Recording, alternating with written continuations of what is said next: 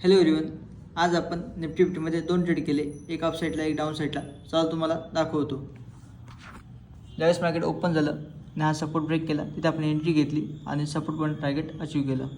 All target आपल्या याच्यामध्ये hit झाले. त्याच्यानंतर ज्यावेळेस मार्केट साईडवेज गेलो आणि ट्रेंड लाईनचा ब्रेकआउट झाला, त्यावेळेस कॉल साईडला आपण एंट्री घेतली आणि इथं पण टार्गेट आपण अचीव केलं. तुम्हाला दाखवू शकतो. 24,800चा पुट आहे. आपण एंट्री घेतली होती 95 रुपयाला आणि आपण टार्गेट गेलं 200 रुपयाचं.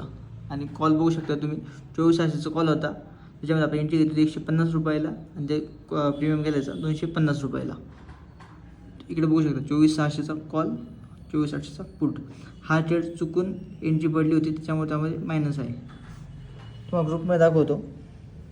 निफ्टी 24,800चा पुट, बाय अबो 95, stop loss 80, target 110, 195, 140, 155.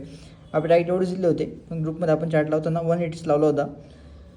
Trade active झाला, ते आपण मेन्शन केलं. ॲक्टिव्ह 95, त्यानंतर 100, 105 आणि तो वाढतच गेला. 110, 115. फर्स्ट टार्गेट आपलं डन झालं. स्टॉप लॉस आपण कॉस्ट टू कॉस्ट सेट केला.